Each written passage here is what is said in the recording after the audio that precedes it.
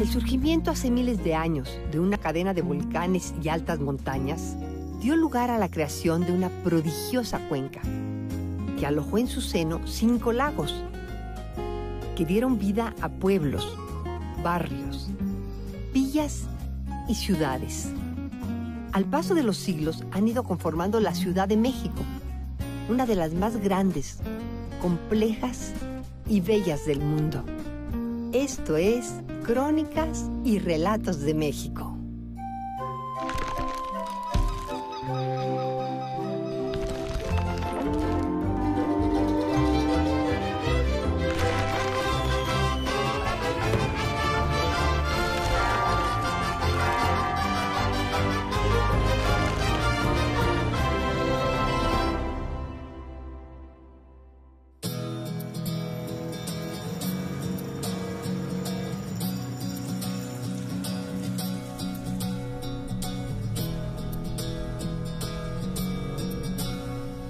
¿Qué tal? Soy Ángeles González Gamio. Hoy nos encontramos al poniente de la Ciudad de México, en una de las primeras colonias que se formó en la segunda mitad del siglo XIX, cuando la ciudad empezó a crecer fuera de la traza que había tenido desde el siglo XVI, que le hizo el famoso alarife Alonso García Bravo por instrucciones de Hernán Cortés, y que era básicamente la que tuvo México Tenochtitlan. Es la colonia Guerrero, ubicada en la delegación Cuauhtémoc. Como la mayoría de esas colonias, creció sobre lo que habían sido haciendas, ranchos y potreros. En este caso, la antigua hacienda de San José de Buenavista y el rancho Los Ángeles. Se encuentra a punto de cumplir 140 años, por lo que se preparan muchos festejos. Ha perdido muchas de sus antiguas construcciones, pero todavía conserva muchas de ellas, muy valiosas. Tiene alrededor de 500 casas catalogadas y además también guarda muchas historias y leyendas que hoy les quiero invitar a que vayamos a conocer. ¿Me acompañan?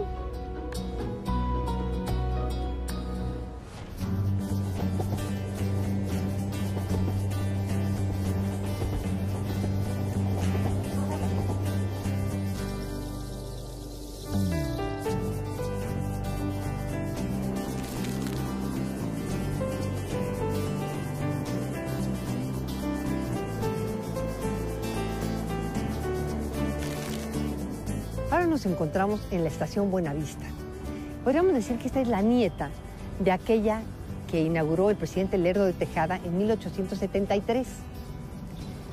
Esa se construyó dentro del plan de desarrollo de una nueva colonia sobre los terrenos de la que había sido la hacienda de Buenavista. El que adquirió los terrenos fue un empresario, Rafael Martínez de la Torre, que estaba asociado con gentes muy importantes del porfiriato, como los hermanos Escandón. Imagínense que eran tan ricos que uno de ellos regaló el monumento a Colón que se encuentra en el Paseo de la Reforma. Así que ellos consiguieron que se hiciera aquí esa estación de Buenavista, que obviamente pues, fue importantísima para propiciar un gran desarrollo urbano en esta zona. Ya en el siglo XX se decidió que había que demoler esa estación, que era una muy bonita en estilo neoclásico, que ya estaba un poco avejentada, para urbanizar esos terrenos también. De hecho, en ese lugar se construyó las oficinas de la delegación Cuauhtémoc y construir la nueva estación Buenavista, un poquito más al norte, en este lugar, que se inauguró en 1957. Aquí funcionó hasta el año de 1999, en que el gobierno decidió vender Ferrocarriles Nacionales, porque ya estaba en una mala situación económica, el equipo ya muy deteriorado, y la adquirieron unos empresarios extranjeros y otros mexicanos que se habían comprometido a volver a desarrollar los ferrocarriles por todo el país, como fue en el siglo XIX, cosa que hasta la fecha no ha sucedido. Pero ya a fines de los años 70, principios de los 80, se decidió hacer un plan de regeneración de esta zona de Nonualco y se rehabilitó la vieja estación de Buenavista para que fuese la sede del tren suburbano. Y dentro de ese plan se construyó la biblioteca José Vasconcelos con su jardín botánico muy bonito y además se le hizo un importante centro comercial adjunto. Seguimos nuestro paseo por la colonia Guerrero.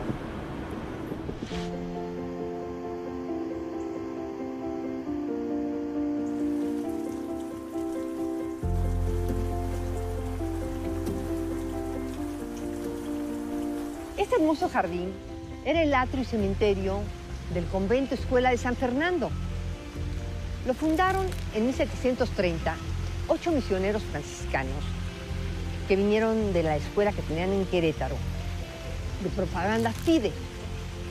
Esto significa para propagar la fe. De aquí salieron, entre otros, los insignes Fray Junípero Serra y Francisco Palou, quienes fueron a fundar las misiones de la Sierra Gorda de Querétaro, esas maravillas que todavía podemos ver, y hasta la California, hasta la Alta California.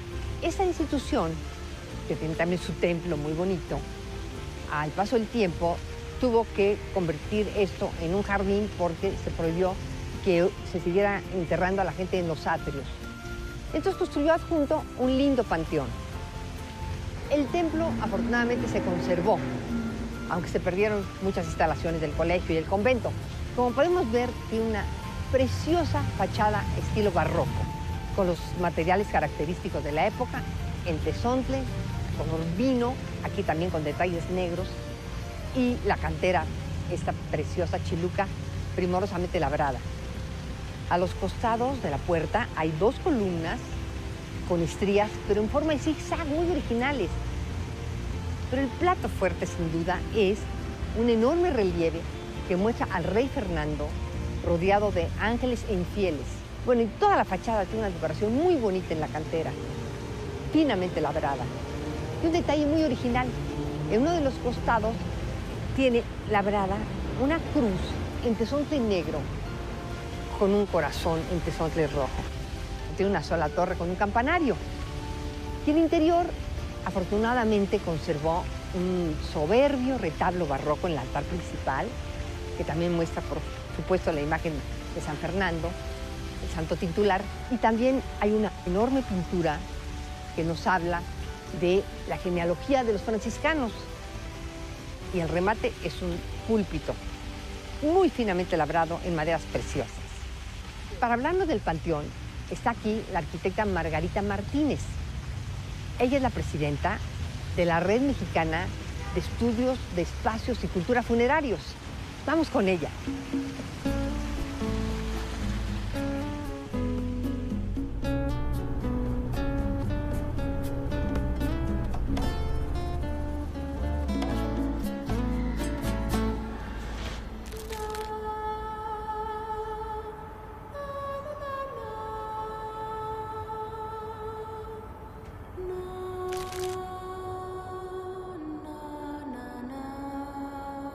Ya estamos aquí con la arquitecta Margarita Martínez. Margarita, qué bueno que nuevamente nos acompañas para platicarnos de este hermoso e importante panteón. El Panteón de San Fernando es un panteón que uno de sus primeros títulos que recibe es de histórico, porque San Fernando fue un panteón para la élite. Aquí se enterraron personajes del periodo de la Reforma. Por estos personajes toma el nombre de Panteón Histórico, ¿sí? Y la dualidad que tiene San Fernando es que sus monumentos pueden ser leídos desde el punto de vista iconográfico, cristiana y la masónica. ¿Sí? Hay una tumba muy interesante que es la de la familia Goríbar.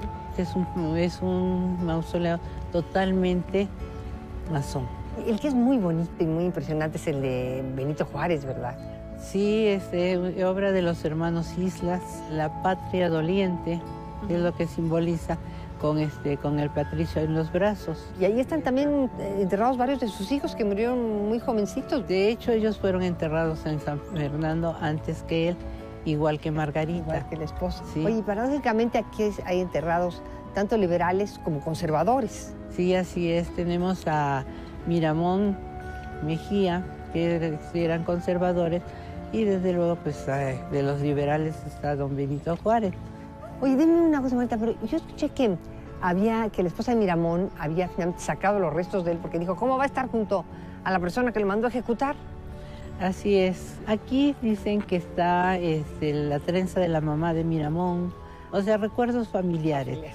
No, qué interesante, pues podríamos hablar horas de todo lo que hay aquí, claro que sí. Pero nos has dado una probadita muy interesante que creo que va a hacer que mucha gente venga a visitar este panteón, sí, que está abierto al público. Muchas gracias, Margarita. Es un gusto estar con ustedes. Nosotros seguimos nuestro recorrido por la Colonia Guerrero.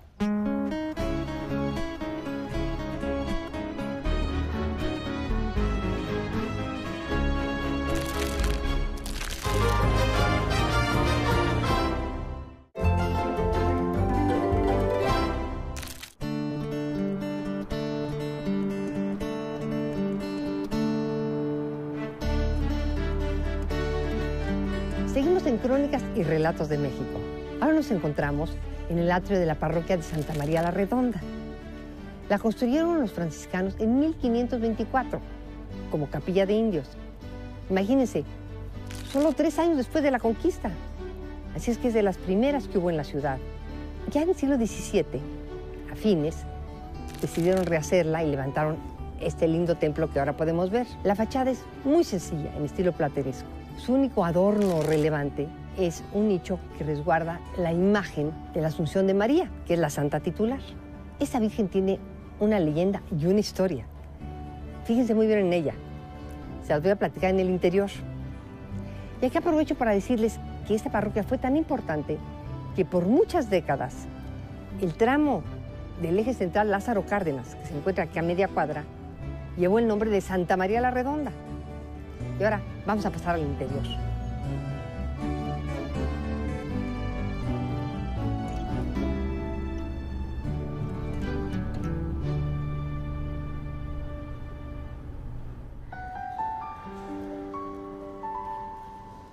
Miren qué hermosa pila bautismal de Tecali.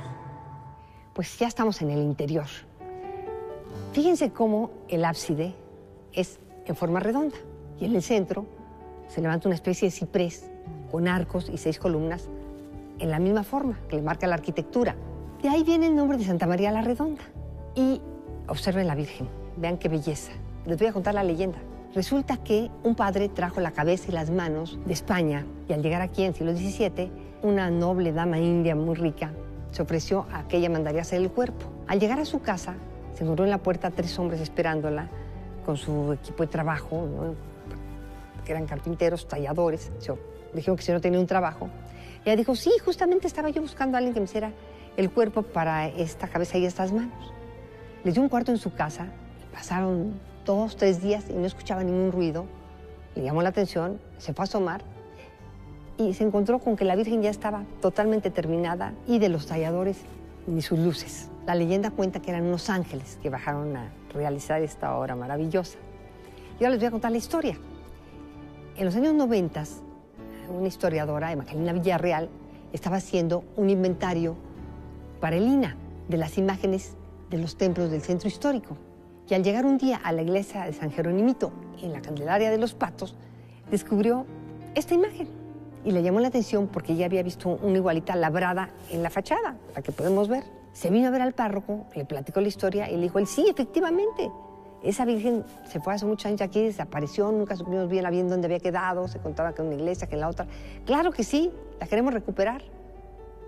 Y así se hizo. Pasó por el INAH, que le dio una buena restaurada porque estaba muy mal pintada, y le volvió su magnífico esplendor, y aquí la podemos admirar.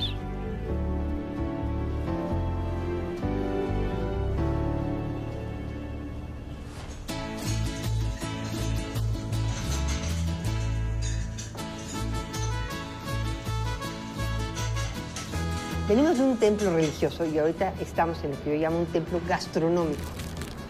La pozolería Moctezuma, que tiene una historia notable y el que yo considero el mejor pozole guerrerense de la Ciudad de México. Vamos a platicar con su dueño y chef, Jerónimo Álvarez Garduño, para que nos cuente la historia. Bienvenidos. Gracias, Jerónimo. Pues bueno, nosotros tenemos ya 67 años vendiendo pozole estilo guerrero. Yo ya soy la 4ª generación manejando el negocio. Lo empezó mi bisabuela, luego mis abuelos, mis papás y ahora estamos mi mamá y yo. Qué maravilla, es extraordinario. Porque aparte han guardado exactamente las recetas que hacía tu bisabuela, ¿verdad? Sí, así es, desde hace 67 años. Nuestro pozole es completamente estilo guerrero. Sí, cuéntanos a ver en qué consiste los pozoles estilo guerrero. El pozole viene del vocablo náhuatl pozotl, que significa espuma. Y esto da porque el maíz cacahuacintle al reventar da la impresión de que es la espuma del agua. De ahí viene la palabra pozotl. El pozole es un plato completamente barroco porque llegan los españoles y se le adiciona el cerdo. Pero antes los antiguos mexicanos la comían con carne de venado, con guajolote, incluso hasta con humano, con brazo o pierna de algún guerrero caído, ¿no? Y se come desde el bravo hasta el suchiate, ¿no? El maíz, la cultura del maíz es muy grande en México. Y ustedes lo que le ponen es básicamente sardina, que eso es una cosa muy rara, ¿verdad? Sí. En el pozole normalmente. Aquí llevamos un orden. Se le pone huevo crudo, cebolla, chile, orégano y limón. Aguacate, sardina y chicharrón. Tenemos también el chorizo de Tizla, que son unos taquitos muy delgaditos, que es un chorizo de cazuela, que lleva un cocimiento de casi 12 horas. Oye, también quiero aprovechar para que nos platiques un poco del barrio de Santa Paula. Ok, este barrio, pues es uno de los primeros barrios urbanizados en la Ciudad de México y se crea a partir del Panteón de Santa Paula. El Panteón de Santa Paula pertenecía al hospicio de San Hipólito. Se quita el panteón, donde estuvo Leona Vicario, la Pierna de Santana, estaba la capilla, y se quita cuando abren Reforma. Cuando urbanizan, cuando hacen la colonia Guerrero prácticamente, el ingeniero Martínez de la Torre, quitan la capilla y abren Reforma. Sí, qué lamentable. Oye, ha sido de verdad fascinante conocer toda esta historia y sobre todo que preserven ustedes estas recetas originales, auténticas de Guerrero, como la hacía tu abuela. Oye, pues no me puedo ir sin tomarme un plato de tu exquisito pozole. Claro que sí, enseguida nos lo sirve. Nosotros seguimos nuestro paseo por la colonia Guerrero.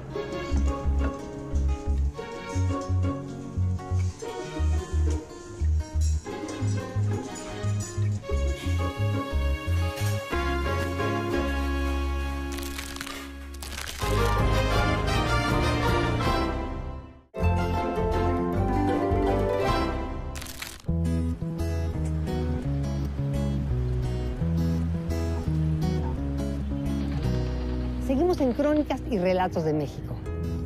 Estamos en lo que eran los terrenos del Rancho de Los Ángeles, que junto con los terrenos de Buenavista y de lo que había sido el convento de San Fernando, conformaron la actual colonia Guerrero. Aquí se levantó un santuario para la imagen de Nuestra Señora de Los Ángeles. Tiene una bonita leyenda. Se cuenta que en el siglo XVI, después de una gran inundación, apareció flotando entre las aguas la imagen. El cacique de la región, Izayoque, la recogió y le hizo una capilla. Y la Virgen quedó adosada a uno de los muros de adobe. Pasaron los siglos y la capilla se tuvo que reconstruir muchas veces porque hubo muchas calamidades, temblores, inundaciones. Pero la Virgen, el muro en que estaba la Virgen siempre se mantenía intacto. Finalmente, en el siglo XIX, decidieron hacerle ya una gran iglesia. Se levantó la iglesia en estilo barroco, con una fachada muy sobria, según hemos visto por antiguas imágenes, con sus columnas almohadilladas muy elegantes. Como seguía teniendo daños estructurales, en 1950 se contrató al arquitecto Federico Mariscal para que lo rehiciera. Él tuvo la idea de cambiarle la fachada para ponerle un inmenso altorrelieve que representa a Nuestra Señora de Los Ángeles, que además tapó la ventana que tenía redonda muy grande con la que entraba luz a la iglesia, y le colocó a los lados dos columnas altísimas con unos capiteles floreados, y para compensar esas alturas desproporcionadas le puso dos torres chaparritas. Esta ha sido siempre una imagen muy venerada.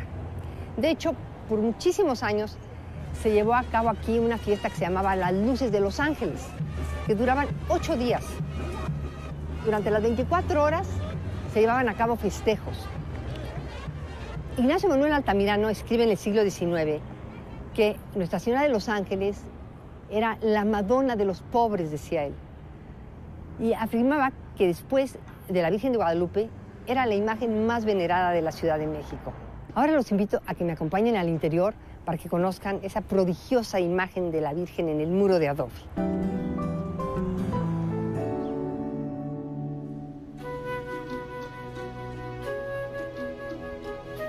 Nos encontramos ya en el interior del santuario de Nuestra Señora de Los Ángeles. Es en estilo neoclásico. Tiene unas grandes columnas estriadas, ligeramente inclinadas, que sostienen la bóveda y la cúpula de una sola nave que desemboca en el retablo principal, que es también en estilo neoclásico, también con sus columnitas estriadas y pintadas con oro y rematado por un frontón triangular. Se le ha atribuido a Manuel Tolsá, pero no hay nada que lo confirme. En el centro se custodia la imagen de Nuestra Señora de los Ángeles, la de la leyenda. Y les quiero decir, además de su valor religioso, tiene un enorme valor artístico. Aparece la Virgen en tamaño natural, con su manto azul con estrellitas. La rodea un halo rojo y una profusión de angelitos. Pero es de una factura tan fina, de verdad es una pintura exquisita. A las vírgenes en las iglesias, sobre todo las santas titulares, se acostumbra vestirlas con atuendos muy elegantes cuando es su fiesta y para diferentes eventos. Algunas tienen un vestuario amplísimo. A esta imagen acostumbraban, como no la pueden vestir porque no es bulto, está pintada en una pared, acostumbraban clavarle los vestiditos en el muro, imagínense. De manera que para evitar que eso sucediera, le pusieron un vidrio que la protege. Pero de todos modos se puede apreciar perfectamente bien. Este es uno de los tesoros que resguarda la tradicional Colonia Guerrero.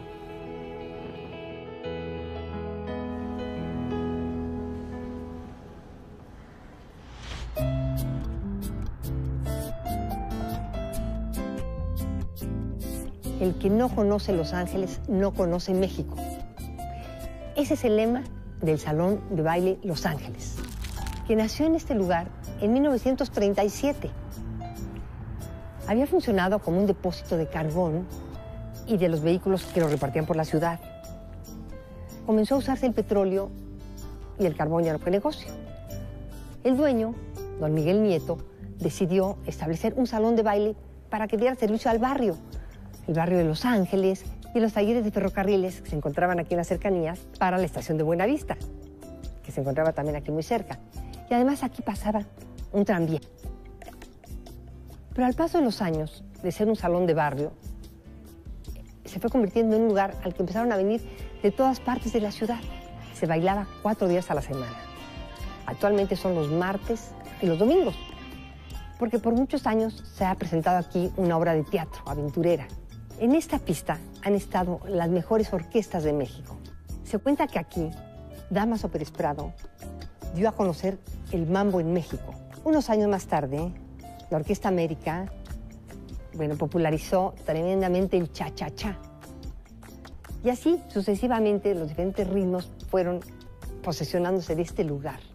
Por supuesto, todas las más importantes danzoneras.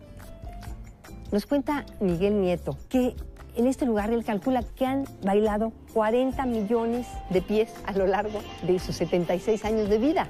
Durante muchos años, los 4 días de la semana, venían alrededor de 1000 gentes cada día. Entonces, no es exagerado su cálculo. Bueno, les quiero comentar, en los años 70, el periodista Froilán López Narváez aquí organizó un baile con varios intelectuales y periodistas que llevó como título La rumba es cultura, frase que se hizo célebre y que atrajo a muchas personas de otros ámbitos de la academia, del periodismo. Y fíjense, en 1998, Carlos Fuentes celebró aquí sus 70 años de vida y los 40 de la publicación de su gran obra, La región más transparente. En esa ocasión, estas pistas, estas mesas, vieron deambular a 2 premios Nobel, a José Saramago, el escritor portugués, y al nuestro queridísimo Gabriel García Márquez. Por supuesto, no faltó Monsiváis y toda la playa de intelectuales mexicanos que estuvieron esa noche festejando en este maravilloso lugar que ahorita lo vemos tranquilo, pero en unas horas esto cobra otra vida.